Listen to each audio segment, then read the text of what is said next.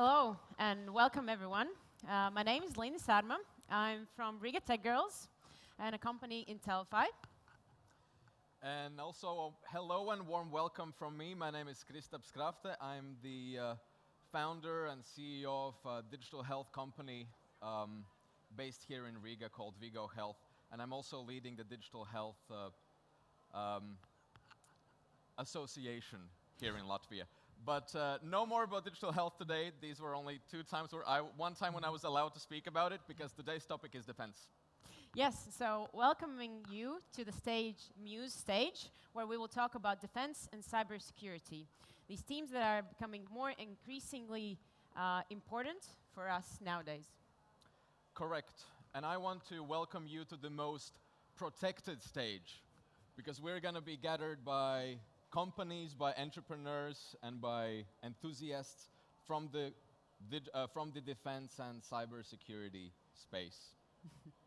Lena and I will be your hosts for the next 2.5 hours, and then the host will change and you will be met by some other people. But we're going to be the ones who will introduce the topics for the next 2.5 hours. All right, so without further ado, let's welcome the first panel with the theme Unity in Defense, Bridging Sectors for Ukraine's Startup Resilience. And let's welcome the themes and enjoy the topics of hearing about Ukraine's innovation across defense sector and startups. Correct. And I will be the one who is going to name the people, their roles, and the companies that are going to speak in front of you today. So as the first one, we're going to welcome Alexandra Balkova, the partner of startup Wise Guys. Let's greet her with a warm applause. Yes, Alexandra, hi. Hey, hey. Next one, Andrew Ermolenko, Vice President of Bunter Aerospace. Applause, please. Maxim Tereshchenko, CEO of Mantis Analytics. And the last but not the least, Victoria Yaremchuk, the CEO and co-founder of Farsight Vision. That's it, dear panelists. The floor is yours. The floor is ours. We hear us? Yes. This is actually very beautiful to sit on stage, because with the lights we don't see you, so it's very cozy. Like we see only the lights. But we'll not introduce ourselves, so you can go in the app and see what exactly these people do, so that you know what is the expertise. But what we will start here with this first panel is straight to the point, the very important question of the defense tech and of the current war that we have as well. So in the past 2 years, there was an explosion of the boom of military tech, of defense tech, of cyber tech startups that were born in Ukraine and outside of Ukraine as well. And because there is a very clear need and a very clear problem that these companies are solving. And we as investors also always teach, coach, expect startups to solve real problem. So the point is that the problem exists. Why the military, the armed forces, the buyer side of the problem is not yet using all the relevant technology that exists, available, and ready to be used. Cool. Hello, everyone. It's great to not see you, but I feel you. We all feel you. So, to begin with, firstly, military organizations, they are designed not just to withstand foreign assaults and a competition with an opposing side. But these organizations, they are designed to be strict and not to be changed. They have a hierarchy that is in the core of their structure. And the approach, the lean approach, the startup approach of disruption is not applicable to them. You cannot just go into military and disrupt the existing state of affairs. So the point here is, when the startup and entrepreneurs and people who are willing to help, who have ideas, they just go on and strive to demonstrate and to solve problems from the battleground, even when we have that feedback. Implementation that into that hierarchy becomes a real struggle because of the structure, because of the rigidness, because of the complexity of the system. And that's when the communication kicks in. You should be in touch with the representatives of the government, of the military organizations. You should have a constant feedback loop and demonstrate the exact proven, data-driven, data-proven result that your particular solution is providing. You can be really narrowly focused, but as soon as you have a result, you can sell it to the government and you can show that there is this need, there is this problem, there we have it. You can just try it, contact with us. So communication, wrapping up my answer, the communication is a real big solution here. So Andrei is mentioning communication, and both of you, and I think all three of you, started your businesses, your companies from volunteering as well, right? So can you complement on the communication with the government? So what was your experience? Yeah, so first of all, hi everybody, and thanks for your support for Ukraine. And let's remember like the first days after like full invasion started, right? Everybody in shock, but what's happened, it's like a miracle that we just started directly to work with the government, with the military, because there was no choice, right? You should immediately solve the problem. Okay, there is an opportunity, let's do that. And it was something unbelievable because so bureaucratized, like structured, started to work like directly with the volunteers, with IT companies, with IT community and so on, right? But now 2 years passed, and a lot of processes already in place, a lot of things still bureaucratized. But we just understood that it can be happened another way, right? In this case, yes, the answer in your question, why military do not use some startup, yeah, because of strict processes, because of bureaucracy and so on. But in time of war, this bureaucracy should be changed, because it's like a first digital war in history, and we cannot win without active using of startup, without any active using of innovation and so on. In this case, just to answer that, yeah, so such kind of structures should have a processes and bureaucracy and so on, but should be some kind of fast track initiatives for startups to work quickly, to start to work quickly with the government, with the military and so on.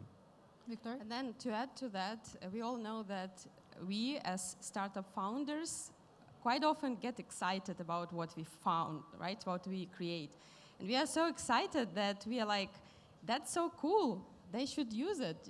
We will just show them and they will use it. But we have to remember that the military organism, the defense forces, it's a complex organization. And so when we start either with the idea, it's already an MVP, etc., we have to remember about the scale. So this should be directed at scale, because as Andrew and Maxim mentioned, and that's logical, that it's highly compliant and highly bureaucratic organization, that any defense army of any country. And to introduce something means to mingle inside of this already existing, decades existing systems and processes. So whenever we start, we have to remember that it also should be the scale situation. We have to remember about this scaling up. And that is very important, and that is the thing that many startup founders forget about when they start. So it should be a scale situation. You mentioned the communication, the bureaucracy, the scale and the approach that you need to work with the governments, that is very controlled environment. So as founders, we probably, or as people, let's say, we probably have some savings, and we probably go with the existing problem, we go and sell or offer the solution to the government, to the armed forces.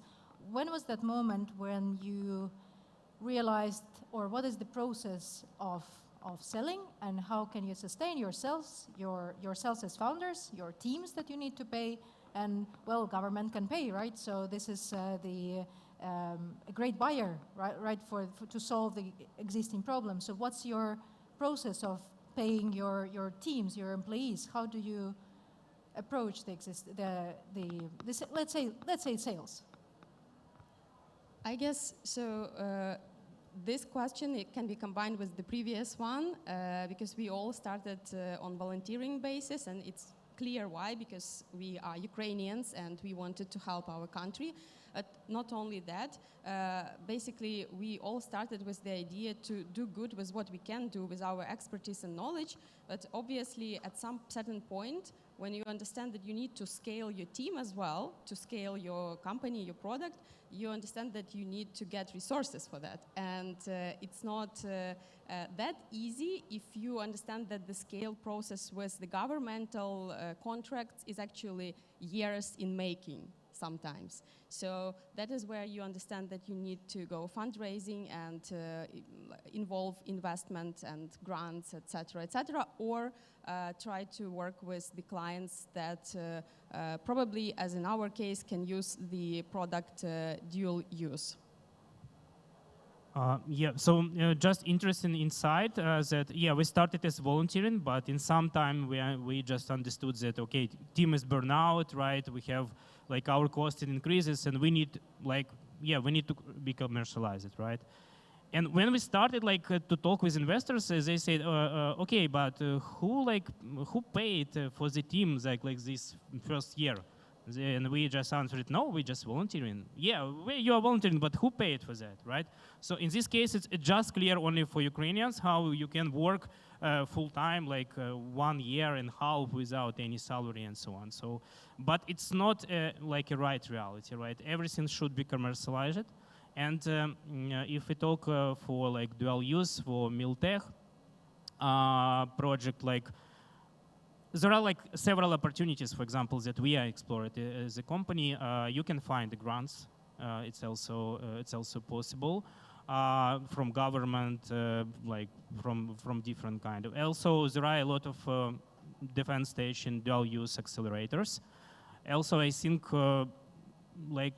investor market changed, right? They started to think more about defense stage. In terms of sales, it's pretty tricky because, for example, in US market, just to start to work with government, you need 6 or 7 years minimum, right? In this case, it should be very differentiated, strategy, how to commercialize your project, and it's not a simple task. It should be pretty planned, pretty organized strategy. Same question goes to you. Well, I wanted also, I saw all of you nodding when you mentioned grants. I guess you mean not Ukrainian grants, international grants. So the funding part of the startup plus will slowly go then to the investment climate. But the initial question was also about the commercial part of it. So. Yeah, where are the grants and what is the commercial part of it to sustain the team? All right.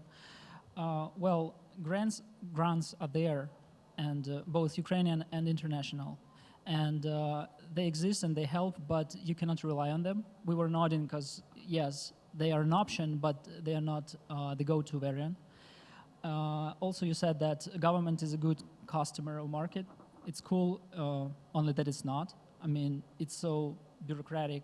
And there's always a quid pro quo relationship in sales, in fundraising. So you cannot sell to the government even in the time of war when it sees the need and when it sees the urgency that fast. You still need to pitch, you still need to lobby, you still need to convince people, and that takes much time, and probably government will not pay you that much money that you need.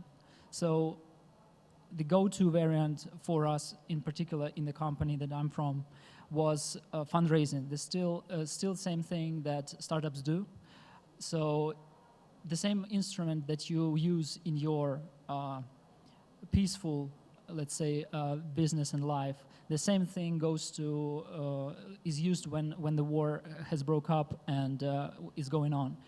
And our founders were capable of, and they succeeded in participating in military action, gathering the feedback, collecting it, and then on the basis of that feedback, build a particular concrete solution to the particular problem, and then having that analysis and that feedback, demonstrating that to venture capitals, to private entrepreneurs, to private investors, angels, that message was much more convincing because there was a proof of value, the proof of a solution. Yeah, we got this problem, people are dying there. With using this problem, much less people are dying, or we have much better results on the battleground. And if you throw like a couple of millions in that, it will scale up and it will bring bring results and will be able to be beneficial to both sides, for you as an investor, for us as a creator, and for the battlefield as those who will be implementing it and where it will be deployed. So as the answer to the question is still fundraising, be really good, like super cool at fundraising and understanding the relationships of all the sides involved into this endeavor. Does it mean that the military tech product is meant to be dual use by default? Or do you see that it is possible to be fully focused on serving and solving the war conflict? Or there's no way? I guess to link again the previous question with this one, I noticed that a lot of startups in defense tech community in Ukraine also benefit a lot with the cooperation with businesses, with large businesses in Ukraine and outside Ukraine. By businesses, I mean first and foremost agriculture, logistics, etc. So the businesses that were highly damaged by the war in Ukraine, and by other businesses who actually aim at renovation and thinking beyond, thinking after the war. What is the after war? What is the after victory situation? How we can move there right now? And by investing in the defense tech startups, helping them to grow, it's also investing into the after-war situation. So there is another stream, revenue stream for these startups, and support stream working with businesses in the country and outside the country who would benefit from the defense innovations. And then obviously, as we discussed before coming on stage, it's the usual story in the innovations history, right? The war, unfortunately, spurs up the innovation, and then it gets blended into the civilian use. Yeah, and basically we are dual use from the beginning, and just on my experience, I can say that it's better to be a dual use because it's like additional path for you. It's much easy to get investment. So in this case, just my suggestion to any defense stage startup to have such kind of dual use plan. It can be maybe not now, but later after we win and so on. But to think about some kind of application of your technology in a peaceful time, I think it's a very good idea because it simplify a lot of things, right? Because anyway, what investors want, 10x, right? We want 10x. Okay, in defense stage, in everything, any number, but we win nx, right? In this case, we need to show investors how we can do that, and so basically, if you are dual use, from my perspective, it's much easier to show how you use it. To be a pure defense stage startup, I think it's possible, right? But it's super tough way with a lot of obstacles and so on, and maybe it's only relevant for super technology which is relevant only for battlefield without any application in peaceful time, but I think it's only some kind of exception. Most of the technology should be applicable in peaceful time. Andrei, I'm really curious, what's your view on this? Well, it's really a tricky question because there are like two, even more probably, but I see two ways into dual use. You can start with dual use, go to military, or you can tackle the military problem and then try to evolve into dual use. Actually, the second option is what we are doing right now, and I cannot judge which one is better or simpler, or it's really on a case-on-case basis. But in our experience, we saw how dual-use solutions, in particular UAVs, they are stuck into UAV. What is UAV? Unmanned aerial vehicle. Yeah, and it's a drone.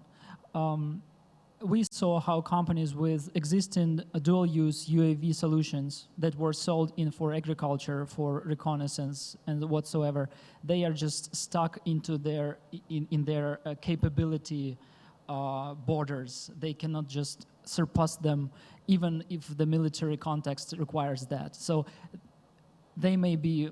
Let's give an example. They have a 30-kilometer range of flight. The battleground needs 50 or 80, and in order to do that, they need to change a lot of technical side of their product, and it takes time. So eventually they would calculate the result and figure out that they would probably better to invent the second solution instead of changing the existing one. But that was just their particular case. In our case, we see that we need that 80 range, and we already start developing the 80 range UAV solution. But eventually, when the war ends, we will be in the condition of how can this range be used in the civil context, and probably what we do is we do not try to move and import and export this military product into civil context as a whole. We will be decomposing it into components, into parts, AI solution, software side, mission planning, whatsoever, and see which one of those may be applicable in civil life, and then building business out of it. Basically, one of the things with also with investors as well is that one of the concerns when we evaluate any startup, regardless the industry, goes with like, what is your focus? Who is your target customer, right? And the target, because if you have two different target customer personas, then the process of getting their customer personas on board is actually different, which means that with dual use, it might be the same extra burden, extra operational expenses, extra cost maybe to sell to one type of, which completely one type of animal, and then to sell also or to offer the solution to commercial, for the commercial use. And then if it's a small startup, you have to balance things out. It's a rhetorical question, not even a question. And also, I want to add that it's not only in like two sales paths. You also need to adapt functionality, because I don't believe that you can like directly take a product from Miltech and sell it to civil society. So you need to do some customization, adaptation, and it's also additional cost, right? But like you do not have like another choice as dual user startup. It's like dual use. You should like build like two like separate direction in your company and go in parallel. Yeah, it's tough, but you should do that. And in both, I think our cases, we work with we work and we will work with different data sets, which is very important, right? Because in case of defense, we work with the pretty sensitive data sets. With case of civilian use, it's less sensitive, less compliant, and etc., etc. But at the same time, we can benefit greatly from dual use and from being able to involve the resources from civilian usage in order to spur the innovation for defense purposes. And with the motivation we currently have in Ukraine, absolutely we can use any help, right, from other sectors. That's what we do. Let's imagine that here in the audience, I don't know if there is because I don't see them, but let's imagine that there are a bunch of startups that also are in cyber defense, I don't know, in military tech. So what could be the steps to get to the fields, to get to the testing, to get to actual use? How to get to the final use from where you are? Like if you started, if you're in MVP, if you're the first stages? Well, on my side, what we're doing right now, the company that I'm from, we are creating the military solution, and then we will be dealing with the dual use scenarios. Our path and the progress that we've made is we can reckon it as a successful because we still exist and we see the results, and the users of the product also prove it. So in order to help another companies and peers to follow the same path and achieve results, the founders of this company, of Buntar Aerospace, they invested into an initiative that is called DBA, Defense Builder Accelerator. That's a promotional second. You can Google it. It's a Ukrainian initiative. It's a Ukrainian accelerator that has just launched probably 2 or 3 weeks ago, and all the experience of the startup that has made it is encapsulated and is taken as a foundation to bring up more successful projects from Ukraine who have product, who have passion, who have desire, but they don't see like through that noise, and they do not see through that the hurdles and bureaucracy and whatsoever. The DBA, Defense Builder Accelerator, has a direct contact and communication with Ministry of Defense and military units from the battlefield, because the founder of Buntar Aerospace is an active military soldier, and he has that feedback loop to tackle and to talk to. So as soon as you have the idea and you know that, okay, I might be a good solution, but I don't have this and this and this, just go ahead and try yourself in the acceleration program, where people with knowledge and experience will give it to you, and that's their purpose, and that's what they are for out there. So I absolutely agree, because we also part of Accelerator Brave One, which is like also dual use and defense stage accelerator. And I think it's like unique situation in Ukraine when we have like now, I think about 5 defense stage accelerators, and count like continue to increase. And I think it's a good tendency, which should be not only in Ukraine, it should be like around the world, because you see like how turbulent situation is.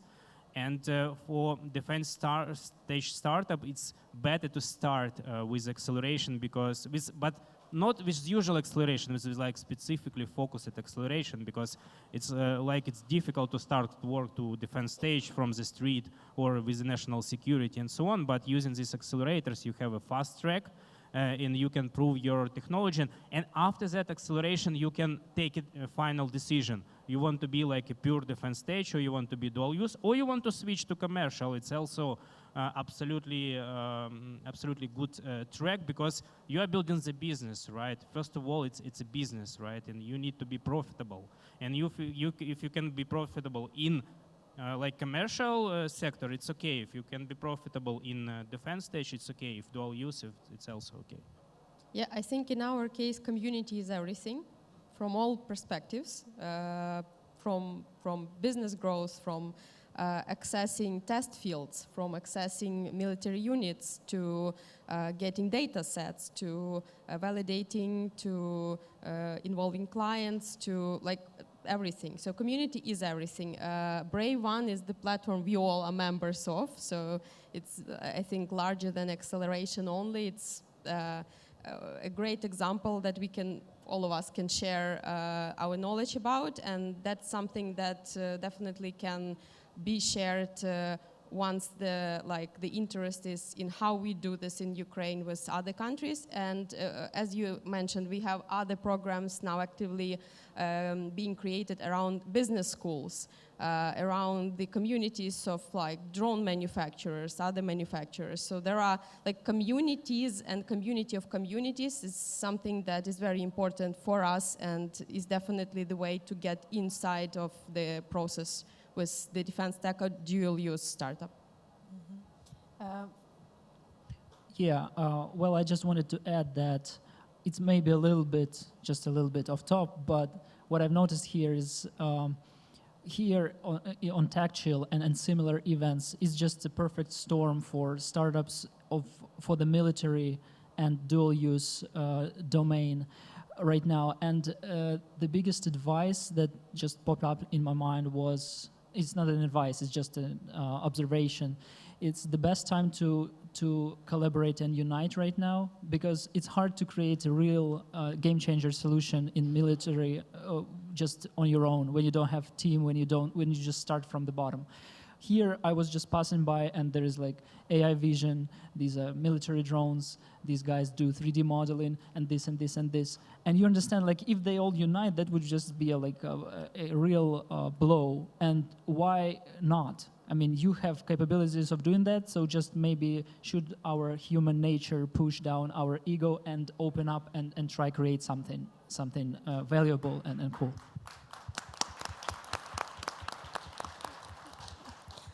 We have 1 minute, and I didn't ask you to think about it, but one thing that you need from the audience and one thing that you can help with, if you can think about it. Yeah, I can start. I absolutely support Andrei. We need to be united, right? Because the situation is turbulent and nobody knows what's happening next, and only this union of all the democratic countries and so on can help us to survive. About like sharing and helping, we have unique situation in Ukraine. We have unique expertise, methodology, the technology, and so on. We're ready to share that around the world. So came to us, ask us, and we're ready to help, and we're ready to share. And I guess adding to that, spread the word. Yesterday, that's my first time in Riga, and I absolutely loved it. I was really tearful yesterday when I saw so many Ukrainian flags literally everywhere. Thank you for that. And just wanted to thank you, but also spread the word. So that's one thing that is still important, because it's still going on, and we are absolutely eager to share and support and exchange. Perfect. Perfect. Cool. Thank you so much. Thank you. Thank you.